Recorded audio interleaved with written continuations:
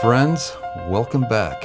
I'm Clayton Pixton. And I'm Susan Easton Black. And we're just so tickled to be here and tickled that you can virtually be with us. Aren't we, Susan? We are. We talked last time about Nauvoo, specifically kind of the temple back in the olden days and when they rebuilt it. And Susan, you've probably been through it. I'm going to guess multiple times. Multiple times. I even served a mission in that temple, Clayton. In the temple. Okay, well, that's been more than gone through it. Last time I'm going to underestimate you.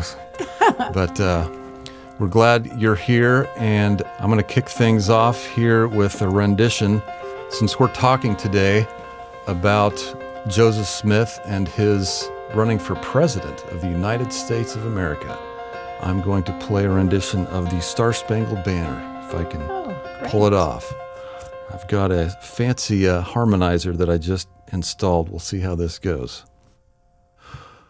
Oh, say, can you see by the dawn's early light what so proudly we hailed at the twilight's last gleaming, whose broad stripes and bright stars through the perilous fight o'er the ramparts we watched were so gallantly streaming, and the rocket's red glare, the bombs bursting in air, gave proof through the night that our flag was still there.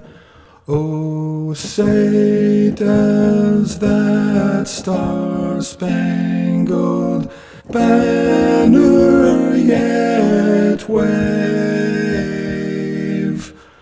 o'er the land of the free and the home of the brave? Woo. All right, there you go. I got through it. All right, favorite song of mine, and I don't have much else to say, Susan, but like I was mentioning to you before this, I listened to your old lecture that my brother recorded from, the late night. And no, it must have been the early 2000s that those recordings are from, but really exciting, really interesting thing. So tell us why and what Joseph Smith was doing running for president.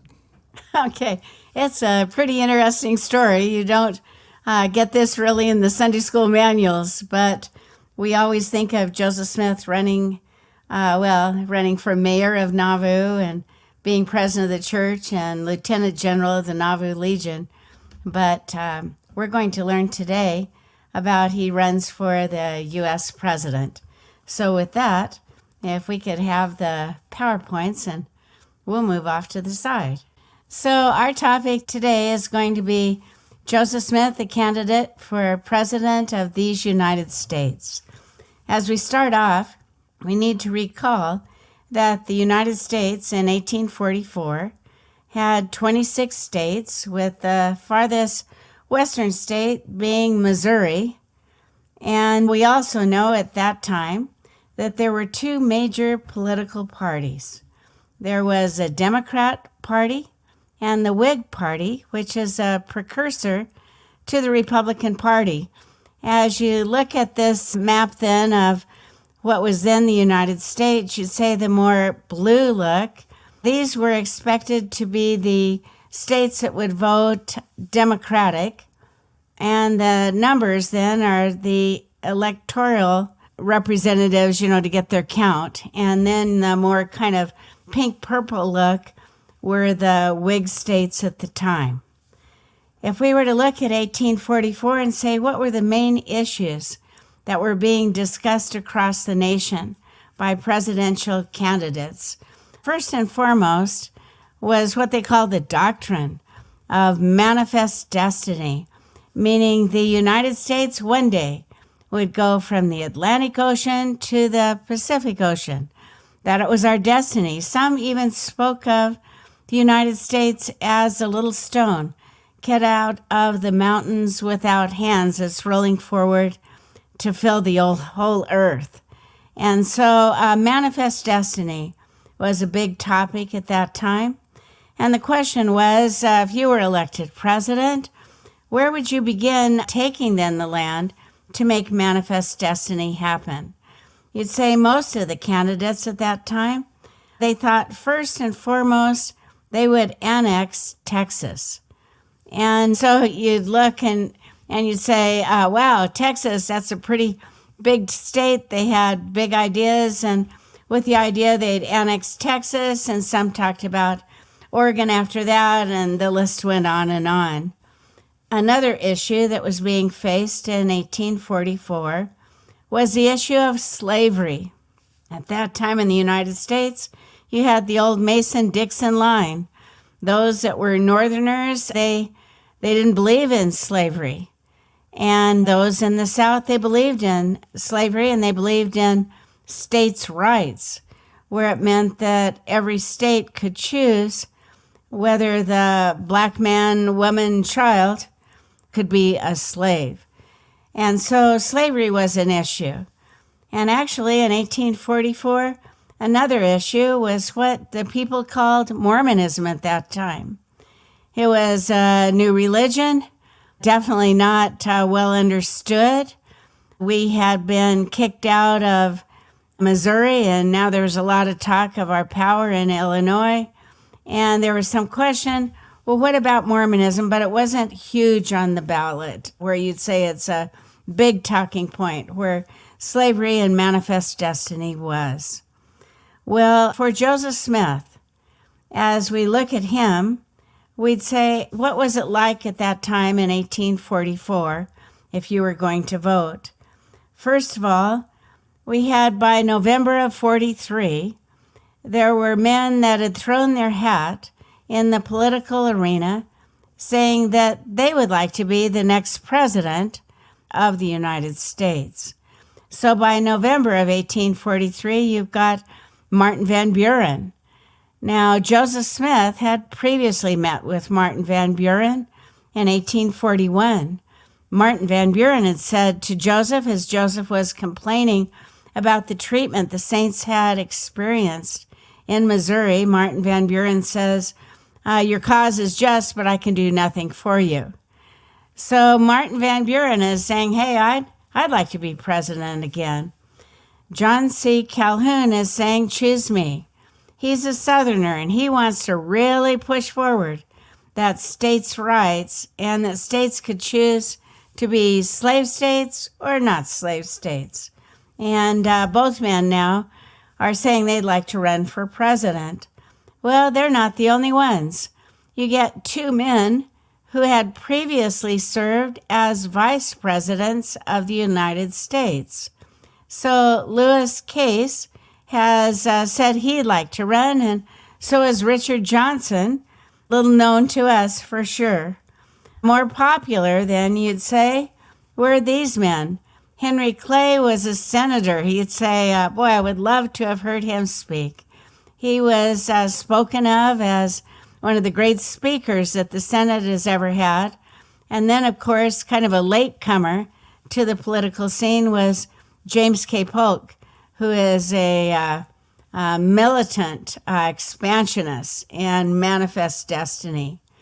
Well, with that, as you looked at then the 26 states of the United States, the question was, how even was the election going to be?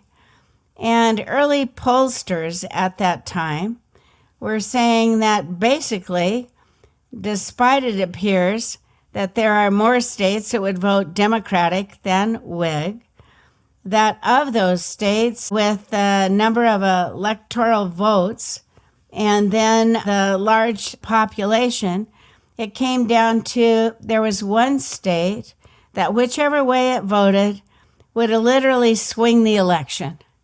And we know today, as we get early pollsters, they start out in Iowa and they go other places. But the one swing state was Illinois. It was literally thought whichever way Illinois voted, whether they voted Democratic or they voted Whig, that they could literally name the next president of the United States. Well, for Joseph Smith, you'd say Joseph Smith knew that his vote counted. He had typically voted for the Democratic Party, but now the question was, he knew his vote counted, and at that time, as president of the church, he believed that he controlled about 20,000 votes. Now, back then, Joseph would announce who he was voting for, and it was basically expected that Latter-day Saint males, and notice women didn't vote back then, but that the men of the church would align themselves with the prophet, and Joseph, believing that his vote was big and could literally turn the tide as to who would be the next president of the United States, he decided that he would write to each of the presidential hopefuls. In other words, he would write to Van Buren and Calhoun and Henry Clay and others. And as he did so, he had only one question that he wanted these men to answer. And the question was, if you were elected president of these United States, what would you do to get the people you call Mormons their lands back in Jackson County, Missouri?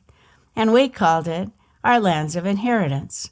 So notice, even though it's November of 1843, Joseph is still thinking Jackson County. We hadn't been living in Jackson County for a decade.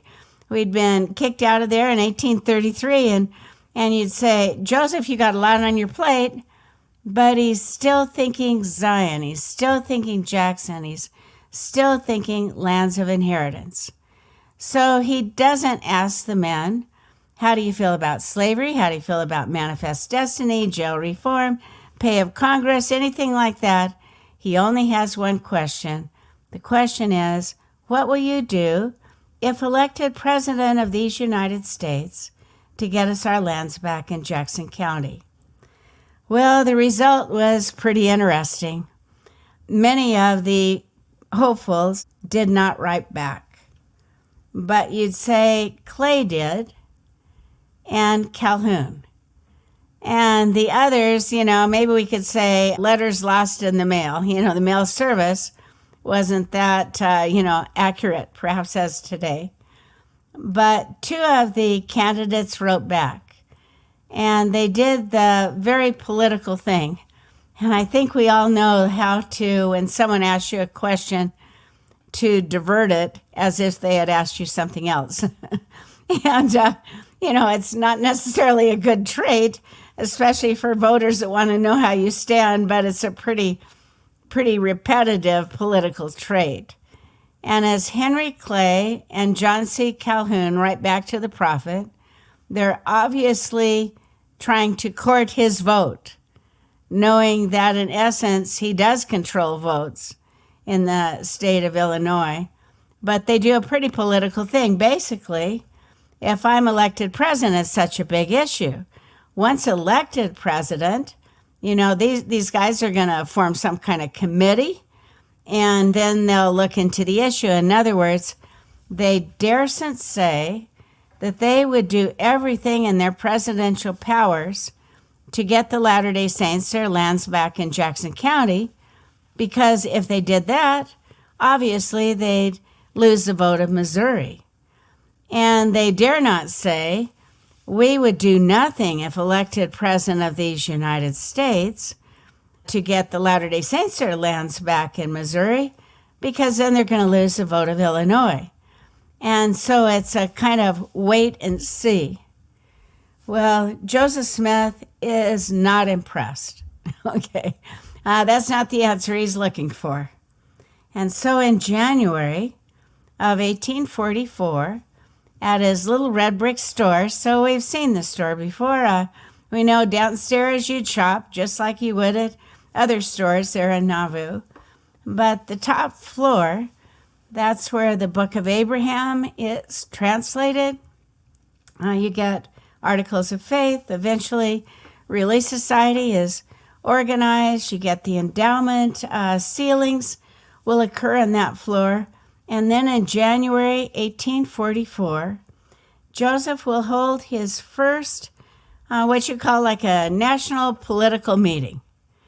And it's basically to decide who will we vote for. And attending that meeting, I dare say none of us would be invited, but attending that meeting is definitely Joseph's inner circle. You'd see, starting at the far side, you go, there's Orson Parley Pratt, Wilford Woodruff, Orson Hyde, Brigham Young, his brother William Smith. You'd say it's Quorum of the 12. There's Hiram Smith, presiding bishop, Newell K. Whitney. And so the discussion now goes forward as they try to talk about who will they vote for. Some will say, well, if we vote for the Democrats, they'll do nothing to get us our lands back in Jackson County. Others will say, well, if we vote for the Whigs, they'll do nothing. And so one man suggested, well, why don't we just sit out? Why do we just not vote? And therefore, we don't sway the election either way.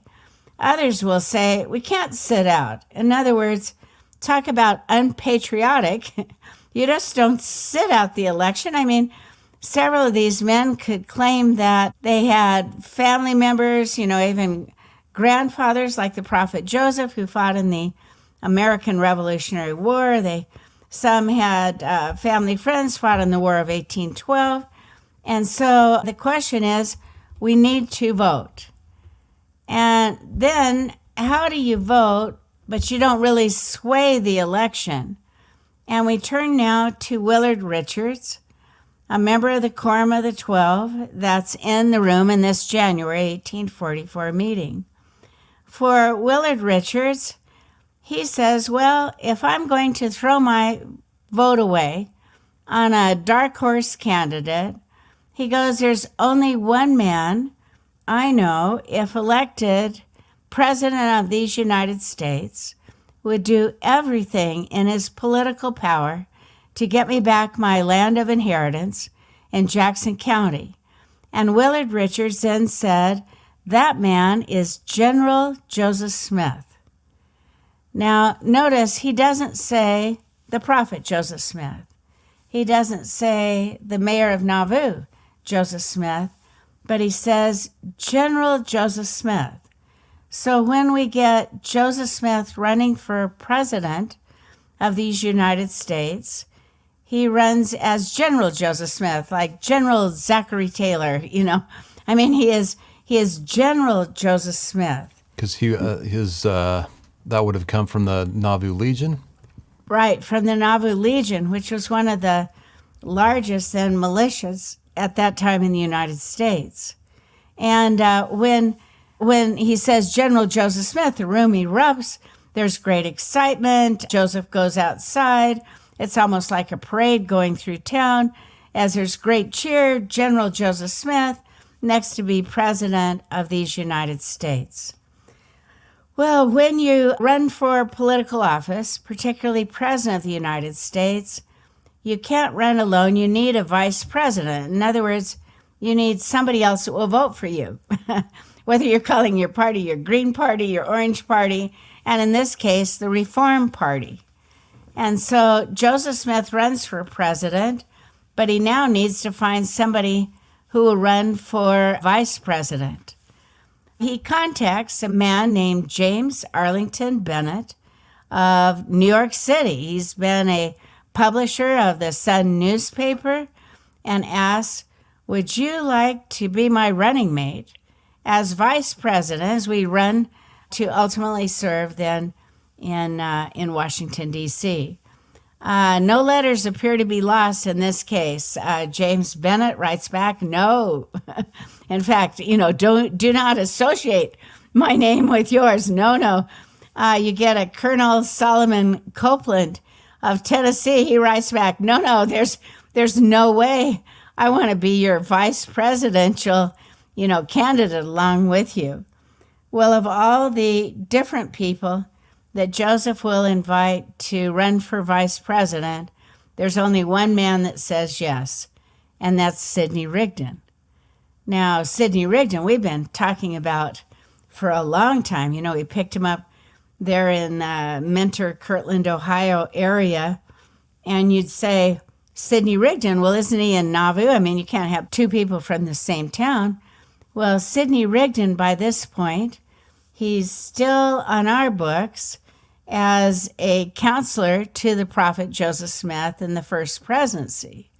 But by this point, he point, hadn't been kind of dropped from that position? No, he's not dropped from that position. But by this point, Sidney Rigdon has moved to Pittsburgh, Pennsylvania, and he's attending his old Baptist church and reported to be speaking in his old Baptist church. And notice Joseph Smith doesn't have confidence anymore in Sidney. He believes he can't trust the man when it relates to church ecclesiastical matters. But when it's to be a dark horse candidate running for vice president, who's the better speaker? And Sidney says yes. Notice how smart in many ways the choice was, because you get Joseph Smith's out there in the western part of the United States in Illinois. You get Sidney Rigdon is in Pennsylvania on the east. In other words, we're not dividing the nation north and south, but east and west, and we'll pick up the votes. Well, with that, they are now running. And this now shows one of their first advertisements. Okay, notice what it says. Running for President General Joseph Smith of Nauvoo, Illinois. For Vice President, Sidney Rigdon of where? Of Pennsylvania. Well, with that, you'd say, well, is their campaign off and going? And I'd say, well, they've got a platform, all right. And they've got a political party. During this time, never once does Joseph meet with Sidney Rigdon. So never once does Sidney Rigdon contribute ideas for the platform the men are running on.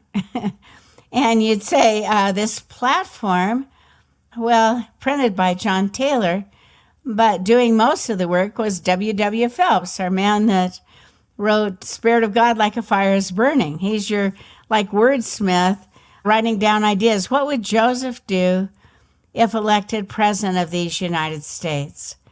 I like Joseph's views. They're so expansionist. So here's what he would do if elected president, and perhaps we could all decide, would he get our vote? So first and foremost, he would restore the Latter-day Saints to their lands of inheritance in Jackson County. And you'd say, Clayton, out where you live, you'd just have thousands, if not millions, right? He would have brought everybody back, and you'd get your lands of inheritance. What else he would do if elected president of the United States? He would reduce the size and the pay of the U.S. Congress. And right away, we'd all say, wow, that man gets our vote. But he wanted the pay of Congress reduced to $2 a day. And when asked, well, why such little money for men that are representing? And he said, he says that's about what a farmer makes. A farmer makes $2 a day. And he goes, the difference between a farmer and a politician is a farmer is honest. And so you start, Joseph's not holding back. He's not cowering in the corner as he puts out to run for president. He's got some really strong views, and one is to reduce the size and pay of Congress. Another thing Joseph would do if elected president, he by far of everyone who has run as a candidate for the presidency of the United States has been by far the biggest expansionist.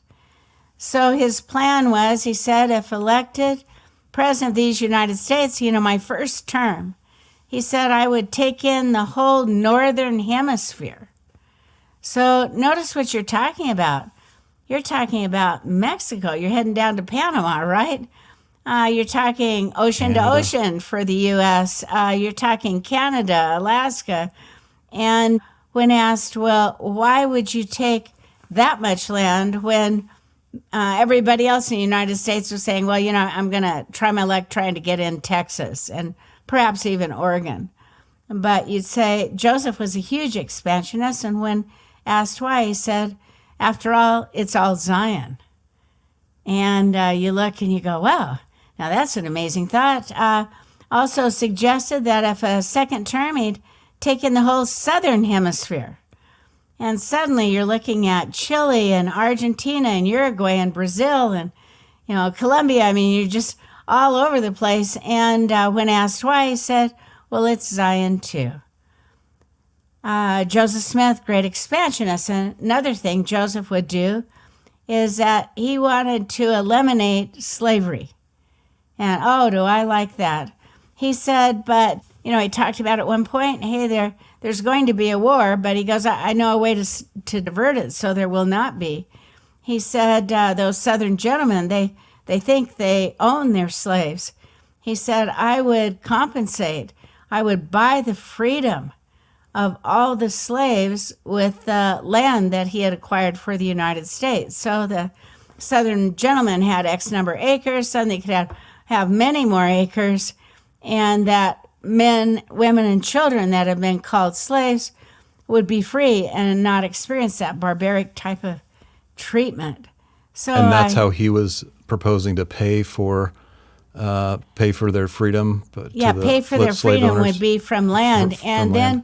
He wanted to give these then former slaves, you can have a choice, stay here, be free men, or at government expense, that boat ships would then take them back to their kind of motherland, the African continent.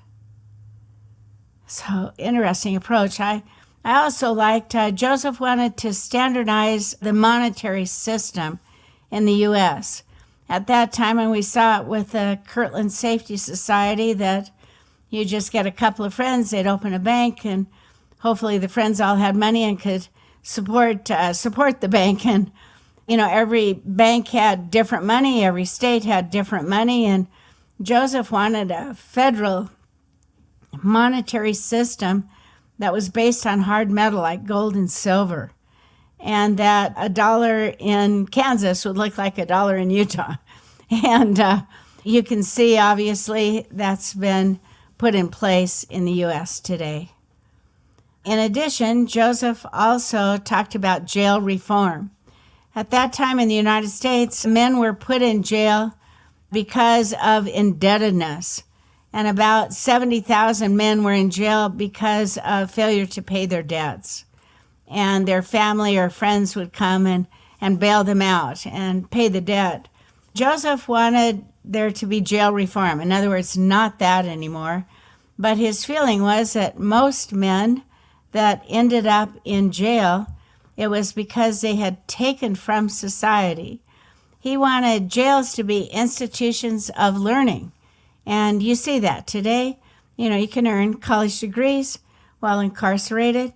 But Joseph wanted these jails to be institutes of learning so that those who had taken from society, whatever it might be, that once they had served their time, they could be released and they would have a skill, a talent, knowledge to be able to be a contributor to society and not need to take from. Well, okay, Joseph has big plans. If he Can I were just then, go back to, I just love on a couple of these ideas I love, maybe lots of them, but I love the vision of the expanding the United States. And, it's maybe a controversial time as we record this with the border and borders and everything. And do we build walls? What are we doing? And you'd say, boy, if we had done that, we would have been all working together, right? Yeah. We would have been just a huge nation. I don't know. I love the idea, and I'm not saying that's necessarily what we do. I just love the thought and the direction, at least. And I like the idea that Joseph saw it as all Zion. Yeah. In other words, a promised land. And then I'd never heard of compensating. It just seems like a magnanimous way to deal with the slavery issue that's not as forceful and not as compulsory as the bloody war instead of the Southerners was. feeling like they had been cheated, because you're going to free them, but they would be compensated. Yeah. Yeah, I like that too. Well, okay, you'd say, where's Joseph's campaign? From January through the beginning of March, you'd say no one leaves Nauvoo to campaign for Joseph. Joseph never steps outside of Nauvoo unless he's going to visit one of these small communities where LDS are at that time, or even into Carthage. So you'd look and you'd say, does Joseph have a ghost of a chance to win? And the answer is absolutely not. I mean, Sidney Rigdon out of Pittsburgh knows he's a candidate, but you don't know that Sidney's done any campaigning.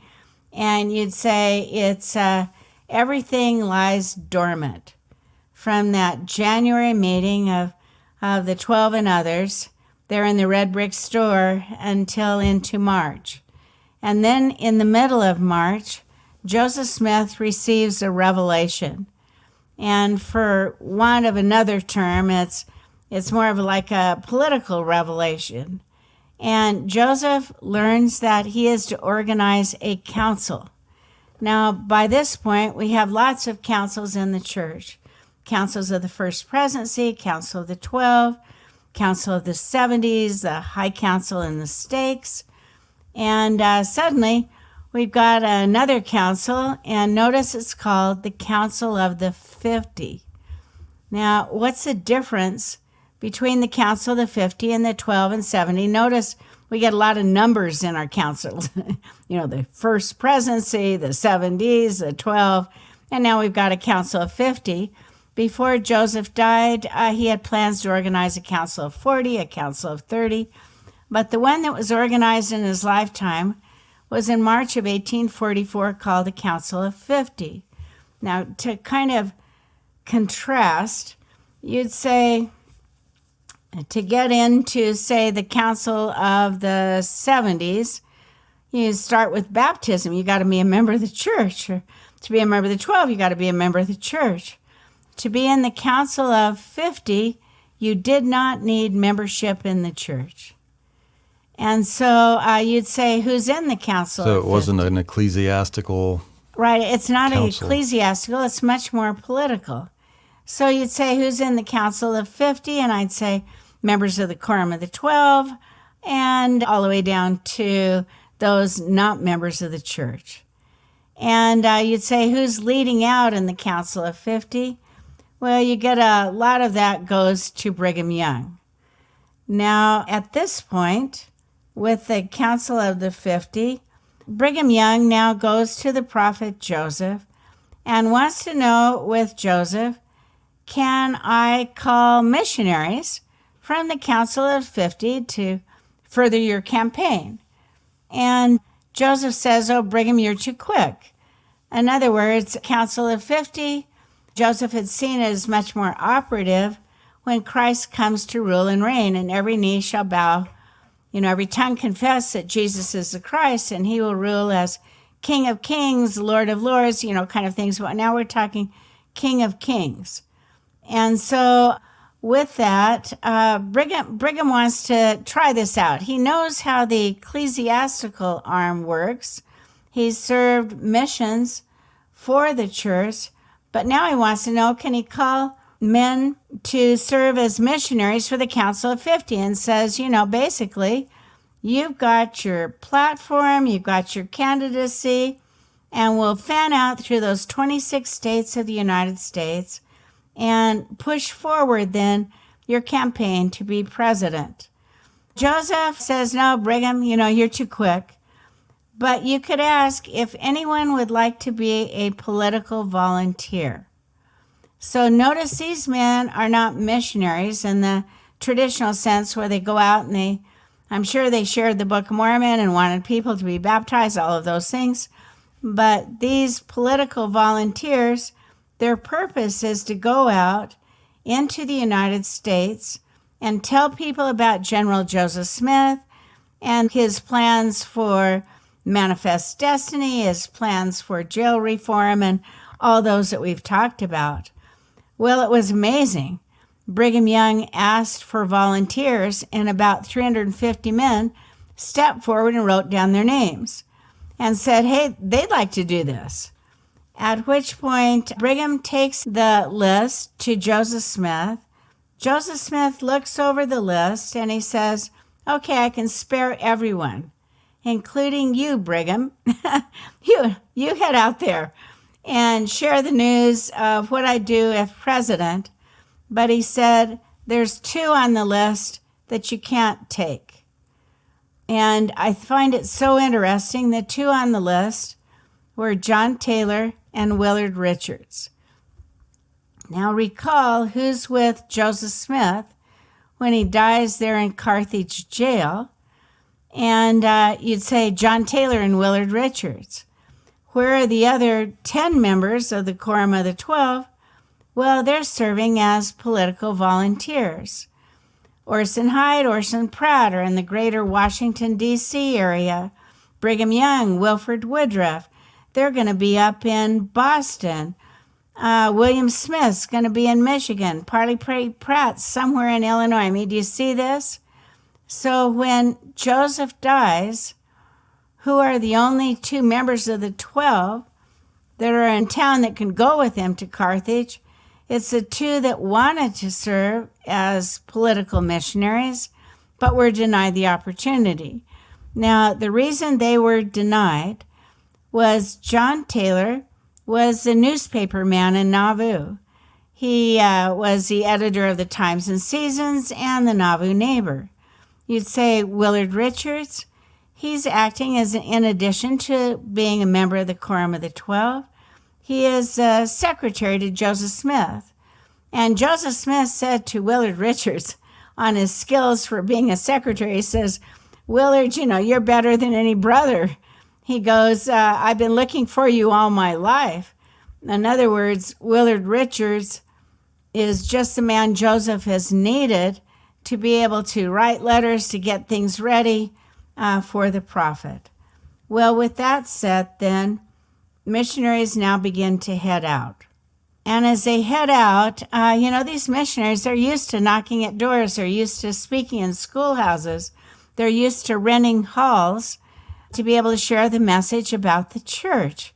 In other words, every returned missionary will know you got to be pretty bold and you go out and do things. Well, these same men that at one point have been bold and going out and sharing about the church and asking people to be baptized and so forth, now they're going out and they start filling convention centers and they're holding rallies and they've got an amazing message.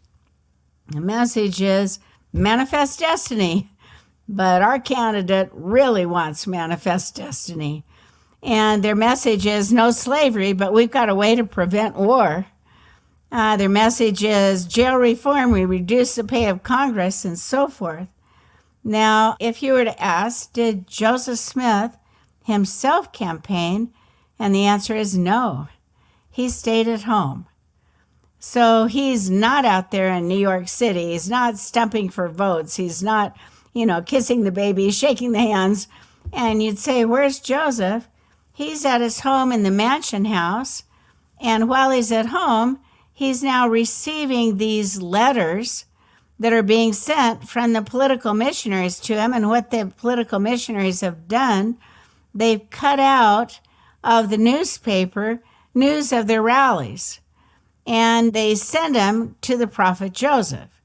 Now, as they send him to Joseph, Joseph begins saying such things. He goes, I can't believe it. He goes, I'm popular. In other words, I know how to wade through an ocean of tribulation, but I'm popular. And another time he's saying, as he's opening these letters from the political missionaries, he goes, I'm afraid I'm going to win. And he goes, there's enough speaking ability out there. In other words, for those of us that ran for, I don't know, student body offices, say in high school or something like that, suddenly, trying to imagine if Wilford Woodruff was on your political team. 36 days after he's in England, he's already baptized 600. Try and imagine these men speaking at rallies, telling about General Joseph Smith. Well, the impact, at one point, Joseph says, I'm afraid I'm going to win on the first electoral ballot. And so for Joseph, he will take these clippings that have come to him from newspapers in New York and Pennsylvania and Washington, D.C., and he will give them to John Taylor, and John Taylor will then have them printed in a local newspaper called the Nauvoo Neighbor. Well, you can imagine the town in Nauvoo, they're going, our mayor, our general of the Nauvoo Legion, our prophet, will soon be president of these United States. Well, as fate would have it, not everyone was happy. And one of those not happy with seeing the popularity of Joseph Smith now being unchecked was actually his counselor in the first presidency, William Law. William Law wants Joseph stopped. Is he jealous? Is he envious? What's up with Law? Not quite sure. But William Law forms a conspiracy. And their question is, how do we stop Joseph? They actually talk death, so they're being pretty extreme, but they finally conclude the answer is we will publish a newspaper. Now, the newspaper is called the Nauvoo Expositor. Notice it only has one newspaper that actually hits the streets, but the plan was we're going to send this out wherever there are political volunteers trying to support Joseph's campaign.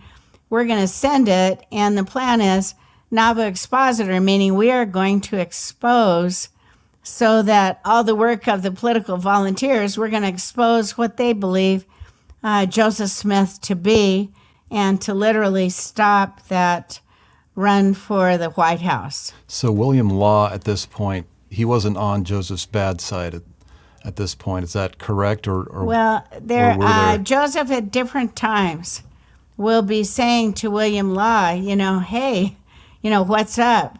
And he is nervous about Law. Before the Expositor? Before the Expositor comes out, and there's Higbee's and Robert Foster, several others. He's aware that something is up.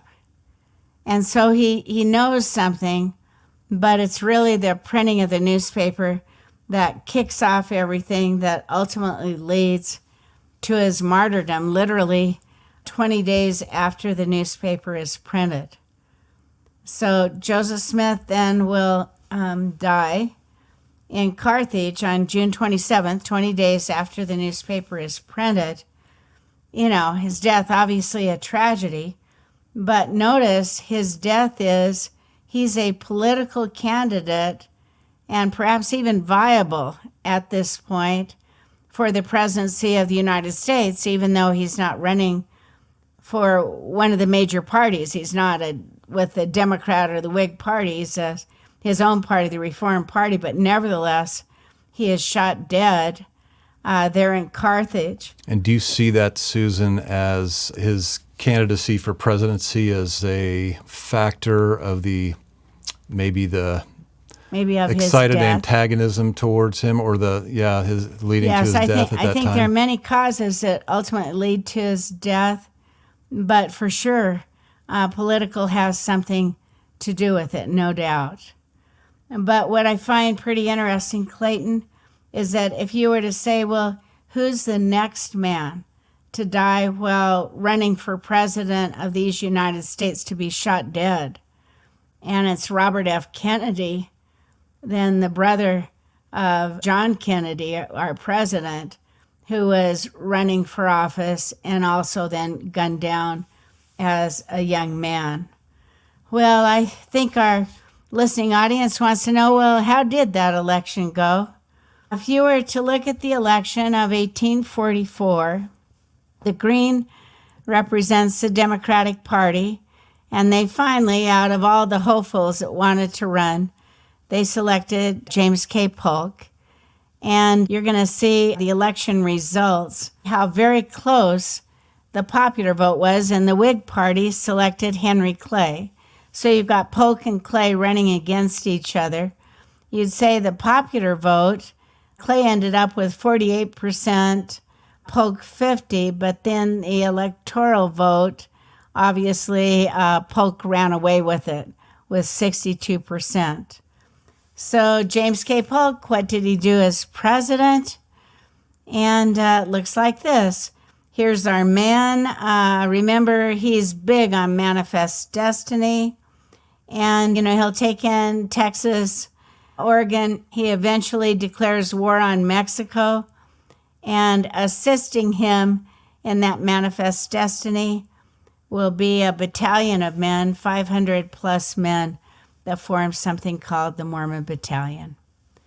So what did we learn tonight, Clayton?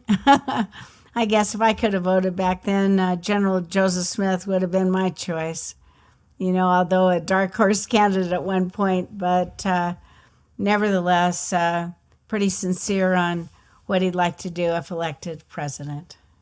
Like I said, I love his ideas. It's still interesting to me that, he ran for political office and, the highest office in the land.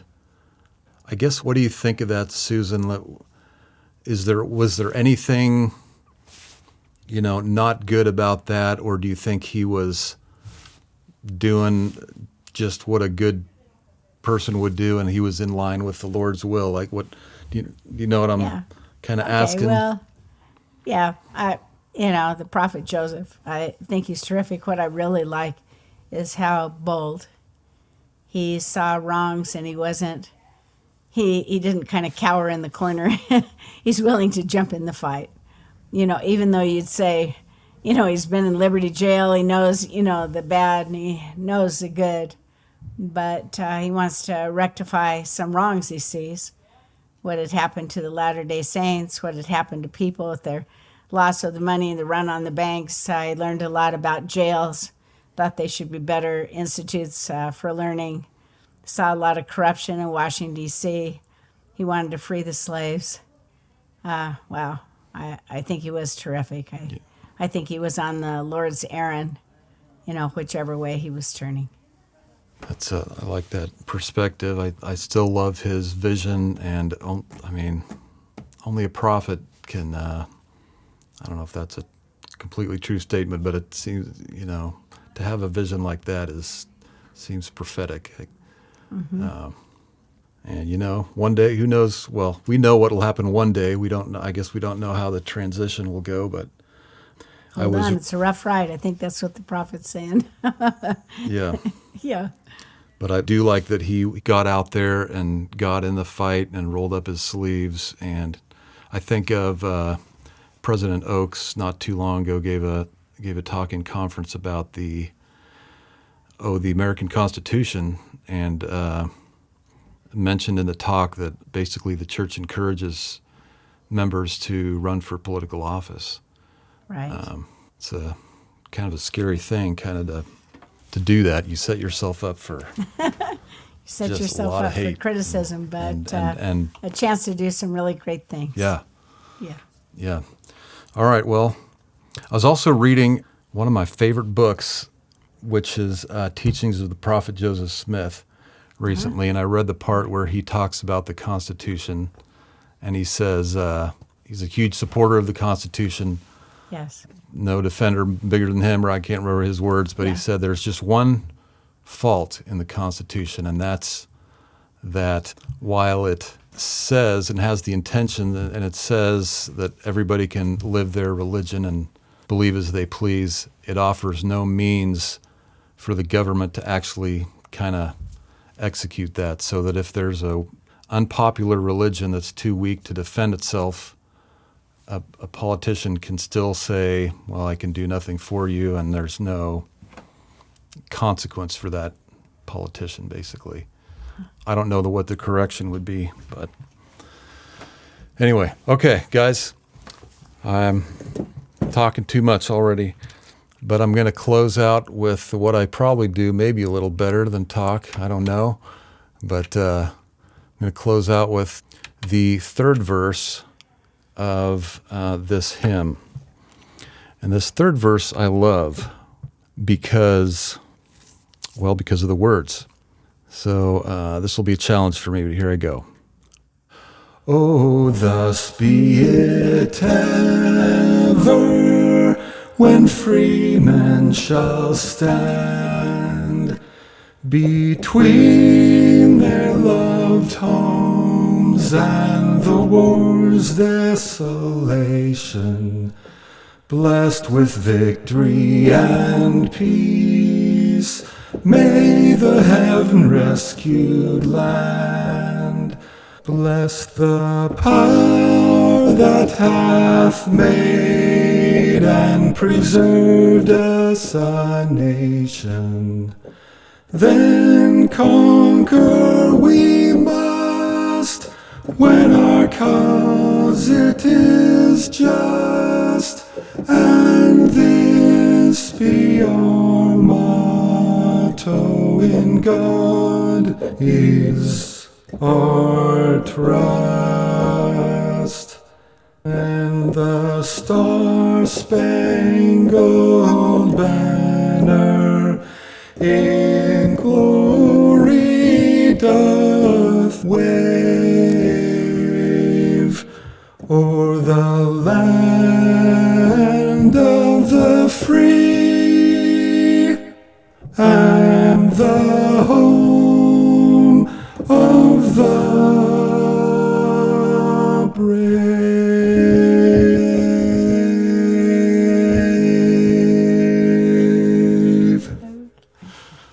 All right, do some editing there. All right, guys. Well, I can't leave the podcast without sharing my testimony of Joseph Smith and his prophetic calling. I know that he was a prophet. And I also have a testimony of God's hand in the establishment of the nation that served as kind of the home, the bed or whatever of the restoration of the gospel. And I know that God placed men in position to establish the Constitution, which has been copied or patterned after, I should say, throughout the world since that time, and has provided for many people in many lands to worship freely, and has allowed the church to be established in much of the world, and hopefully, Susan, all of the world at one point soon. So yeah, grateful for that. And Susan, what do you have to leave us with as your final words? Make a difference. Get out there and vote. And, elect men that are good men who will support this divine constitution. And remember the prophet Joseph. What a great man. And I loved your testimony. And I share mine too, that I know that Joseph Smith was a great prophet and that the Lord did guide him. And I look forward to the day I get to meet him. And Joseph, the government, even of this country, didn't always treat him right or us right, but he and we kind of still pitch in and do our best to contribute to it and make it a better place. We don't abandon it, do we? No. Susan. All right. Well, guys, thanks for being here as always. We'll see you next time. See you next time.